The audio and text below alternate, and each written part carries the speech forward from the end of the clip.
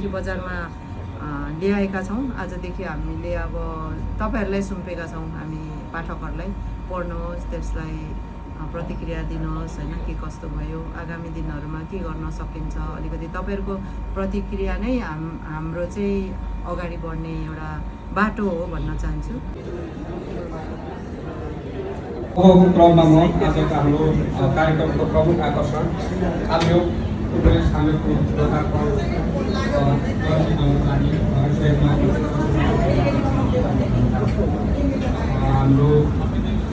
हाम्रो काममा दिएको उपन्यास खाम्योक यसको लोकार्पण गरेर देखाइदिनु होला।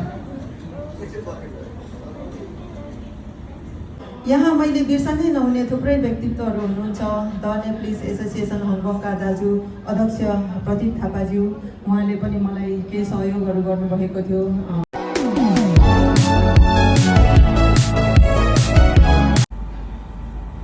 दिदी तपाईलाई धेरै धेरै बधाई छ खाम्योक उपन्यासको लागि, तपाईँलाई शुभकामना। आज कार्यक्रम बारे थोरै भनिदिनुहोस् न दिदी। आजको कार्यक्रम चाहिँ हङकङ साहित्यिक साझा श्रृङ्खलाको संयोजक पदमा हामीले तय गरेका थियौँ। तर गएको रातिदेखि टाइफुन चाहिँ 9, त्यहाँदेखि फेरि 8 भइरह्यो र हामीलाई एकदमै टेन्सन थियो, तनाव थियो, किनभने सबै निम्तोहरू गइसकेको थियो। अब गेस्टहरूलाई, प्रमुख अतिथिहरूलाई अब कार्यक्रम पोस्टपोन नगर्नु, अब यो टाइफुनले चाहिँ हामीलाई साथ दिएन भने त बिजोकै हुन्छ भन्ने एउटा तनाव थियो। तर लक्किली ठ्याक्क 12 बजे 12:40 तिर चाहिँ 3 मा ओर्ल्यो। त्यस पछाडि यताउति गरेर कार्यक्रम जो सफल पार्यौँ एभरेस्ट रेस्टुरेन्ट एन्ड बारमा जोर्डनमा। एकदमै टाइफुनको बावजुद पनि धेरैजना आइदिनु भयो, माया गरिदिनु भयो। कार्यक्रम सफलै भएको हो र विशेष गरेर म हङकङ साहित्यिक साझा श्रृङ्खला टिमलाई अनि याक्थुङ मुन्चोइचोक सयोङलाई म धेरै धेरै धन्यवाद दिन चाहन्छु। याक्थुङ मुन्चोइचोक सयोङसँग चाहिँ हामीले सेयर गरेको थियौँ यो हललाई, खासमा उहाँहरूले बुक गर्नुभएको थियो। उहाँहरूले मलाई अघिल्लो 2-3 घन्टा चाहिँ उहाँहरूले उपलब्ध गराउनु भएर नै कार्यक्रम मेरो सफल भयो। अनि मुख्य संयोजक चाहिँ हाम्रो अब साहित्यिक साझा श्रृङ्खला रहेको थियो, त्यहाँको संरक्षकज्यूहरू सबैलाई धेरै धेरै धन्यवाद। अनि मेरो बुकमाथि एकदमै समय नभए पनि उहाँहरूले पढेर एउटा समीक्षक बनेर उहाँहरूले साथ दिनुभयो।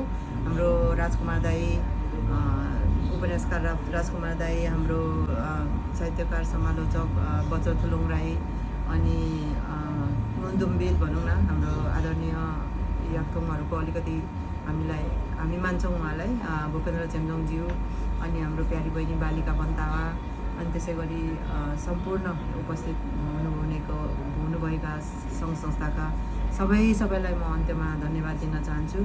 र हजुरहरू स्वयं सुरेश भाइ, रोशन भाइ, तपाईँहरूको साथ सपोर्टले नै मैले एक्लै भए पनि हङकङमा ठुलै साथ पाएको महसुस गरेको छु र कार्यक्रम पनि एउटा हङकङ बसाइमा मैले सफल भएको जस्तो महसुस भएको छ। अब किताब हामीले आजदेखि बजारमा ल्याएका छौँ, आजदेखि हामीले अब तपाईहरुलाई सुम्पेका छौँ, हामी पाठकहरूलाई पढ्नुहोस्, त्यसलाई प्रतिक्रिया दिनुहोस् हैन, के कस्तो भयो, आगामी दिनहरुमा के गर्न सकिन्छ, अलिकति तपाईहरुको प्रतिक्रिया नै हाम्रो चाहिँ अगाडि बढ्ने एउटा बाटो हो भन्न चाहन्छु। अनि सबैभन्दा ठुलो कुरा चाहिँ आज कार्यक्रम सफल भयो। मौसमको प्रतिकूल भए पनि कार्यक्रम सफल भयो, एकदमै खुसी लागेको छ। अनि हाम्रो भाइ भर्खरै पेनिबा पढिसकेको छु, पेनिबाको सर्जक हुनुहुन्छ हाम्रो सुरेश यक्सु भाइ, यहाँलाई पनि धेरै धेरै धन्यवाद दिन चाहन्छु। धन्यवाद दिदी। खाम्योक उपन्यास किन पढ्ने हैन, अथवा तपाईले अडियन्सलाई अथवा पाठकलाई नछुटाउनुहोस् हैन, यो कारणले छुटाउनु हुँदैन भन्दाखेरि तपाईँ छोटो भनिदिनुहोस् न। खाम्योक चाहिँ म यो बारेमा पनि यो मानेमा पनि पढ्नुहोस् भन्न चाहन्छु, किनभने हामीले आफ्नो देश चाहिँ छाडेपछि र आफ्नो देशमा चाहिँ हामीलाई एउटा गरी खाने एउटा हाम्रो जागिरहरूको भनौँ न, एउटा त्यो रोजगारीहरूको अभावले युवाहरू चाहिँ एकदमै विदेशिने क्रम चाहिँ एकदमै बढेको छ तीव्र रूपले होइन। यो चाहिँ अलिक अगाडिको कथा हो। त्यतिखेर चाहिँ दण्डकालको पीडामा दण्डकालबाट भागेर अनेक धेरै किसिमले भनौँ न अब धेरै वेबाट विदेशिएका युवाहरूले चाहिँ विदेशमा गएर चाहिँ कस्तो कस्तो भोगाइहरू भोग्नुहुन्छ त। त्यो चाहिँ कस्तो कस्तो होइन एउटा नयाँ खालको कुरा चाहिँ आएको छ होइन, बेल्जियमको कुराहरू आएको छ होइन। भूगोल अनुसार धेरै देशको धेरै मान्छेले लेखिसकेका छन्, तर यो बेल्जियमको लागि चाहिँ यो कमै छ। यही होला सायद उपन्यासमा आएको भन्छु। अरू कथा कविता अब अरू त आए होला नि, तर उपन्यासमा चाहिँ मैले यो पहिलोचोटि ल्याउने कोसिस गरेको छु। र त्यहाँको भोगाइहरू, त्यहाँको द्वन्द्वहरू, त्यहाँभित्रको एउटा कार नपाउँदाको एउटा पीडाहरू, त्यहाँदेखि लिएर फेरि अर्को दलालहरूले जुन गरेको एउटा त्यो मानव के भन्छ तस्कर, त्यसलाई चाहिँ कुन रूपले चाहिँ चल्थ्यो त्यो ठाउँमा, त्यो परिवेशमा त्यो बेलामा होइन, त्यो समयमा। अहिले सायद परिवर्तन भएको होला, तर त्यतिखेर चाहिँ व्यापारी बनाएर लाने यसले चाहिँ प्रतिनिधित्व गर्छ होइन, यो स्टोरीले चाहिँ होइन त्यहाँनिर ठ्याक्कै यो होइन, तर यसले चाहिँ प्रतिनिधित्व गर्छ होइन, आम होइन प्रतिनिधित्व गर्छ। र अर्को कुरो चाहिँ हामीले विदेशमा बसेर यति दुःख गरेर पैसा कमाउँछौँ, सुख छैन त्यहाँ पनि होइन, अर्काको देश, अर्काको परिवेश, अर्काको भाषा होइन, सबै कुरा होइन, र पनि हामी सर्भाइभ गर्ने कोसिस गर्छौँ र पैसाहरू कमाउँछौँ। र विदेश बस्नेहरूलाई नै नेपालबाट सहयोग मागिन्छ अनेक शीर्षकमा होइन, जस्तै अब राजनीतिक शीर्षकमा यो लिम्बुवानको मुद्दाहरू आएको छ मेरोमा चाहिँ बेसी। त्यसको लागि लिम्बुवान मुद्दा चाहिँ आन्दोलन चाहिँ सक्सेस पायो, त्यो त एउटा प्रतिनिधि हो देशकै होइन, देशकै समस्या हो यो त होइन। त्यसको लागि पैसा पठाएको छ मेरो पात्रहरूले। अनि त्योभन्दा अरू कता अब बिरामीहरूलाई एम्बुलेन्सहरू के गर्नको लागि पैसाहरू उठाएको, त्यस्तो कुराहरू चाहिँ पठाइसकेपछि आफ्नो छाक काटेर पठाएको, चिया नास्ता काटेर पठाएको पैसा चाहिँ नेपालमा पारदर्शी रूपले चाहिँ सदुपयोग भएको छ कि छैन भन्ने कुरा चाहिँ यो उपन्यासले एकदमै प्रकाश पार्न खोजेको छ। धेरै कुराहरू छ, अब धेरै विषयहरूमा मैले उठान गरेको छु, त्यसले गर्दा पनि पढ्नु राम्रै हुन्छ, पढ्नुहोस् भन्न चाहन्छु म चाहिँ सबैलाई। दिदी यो उपन्यासमा नि हाम्रो उपन्यासमा एकदमै नेपालमै कम उठेको कुरा यसमा आएको छ क्या। जस्तै नेपालमा एउटा देशको लागि होइन बचाउनुको लागि एउटा सुरक्षाकर्मी लडिरहेको हुन्छ भने अर्को पक्ष होइन पनि देशको लागि भनेर चाहिँ लडिरहेको हुन्छ र द्वन्द्व गरिरहेको हुन्छ होइन।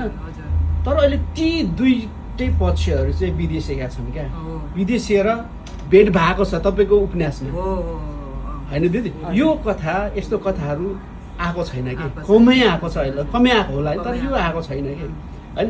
यस्तो कथाहरू त धेरै छन् नि त, जुन कुराहरू चाहिँ आएको छैन कि। माओवादीको द्वन्द्वको कथाहरू धेरैले लेखेको छन्, धेरैको आएको छ, तर भेट भएको होइन। हजुर, मेरो चाहिँ अर्कै तरिकाले आएको छ क्या, एकदमै नौलो तरिकाले आएको छ। त्यो चाहिँ विदेशमा दुईटै फेरि भेट भएको छ होइन, त्यस्तो कथाहरू चाहिँ आएको छैन, जुन चाहिँ आम रूपमा आउनुपर्ने हो। जस्तै अब त्यो राज्य पक्षबाट लड्ने र विद्रोही पक्षबाट लड्नेहरू बाल्यकालको यति मिल्ने साथीहरू थिए नि त त्यहाँ। अब यो रियालिटी हो क्या, थिए उहाँहरू होइन, तर उहाँहरूको कथा चाहिँ त्यो एउटै कथा बनेर आएको छ होइन, नै भएर छुट्टै छ। मेरो चाहिँ संयोगत छ यसमा होइन, किनभने परदेशको ठाउँमा आफ्नो बाल्यकालको साथी, त्यो पनि ऊ के भन्छ बेल्जियममा भेट्यो।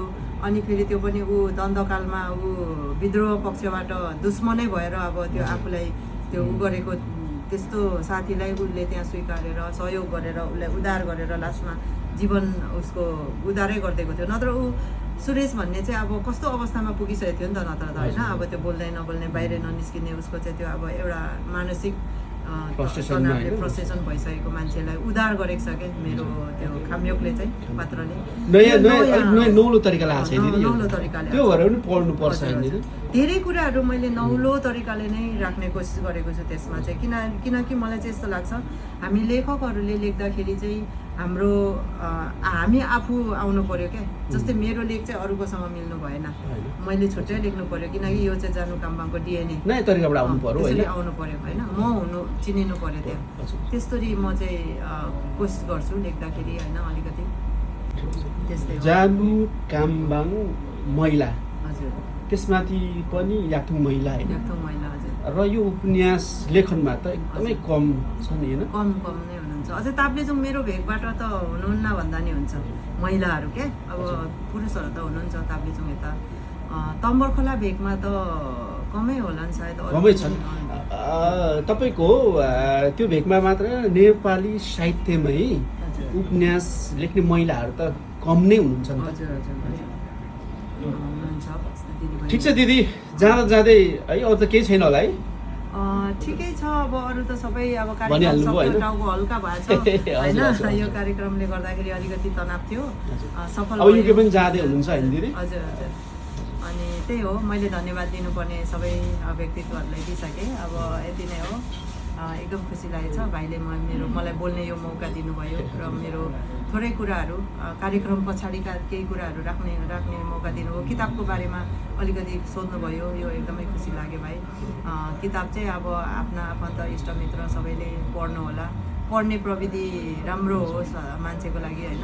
पढ्ने पनि गर्नु पर्यो होइन दिदी? पर्छ। अनि सेयर पनि गरिदिनुहोस् होइन? कमी कमजोरीहरू भयो भने बताइदिनुहोस् होइन?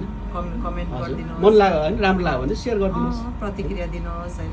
त्यही हो, अब सहयोग भनेकै त्यही हो, हामीले अपेक्षा गर्ने नै त्यही हो तपाईँहरूबाट। हजुर हस् दिदी, धन्यवाद। धन्यवाद भाइ।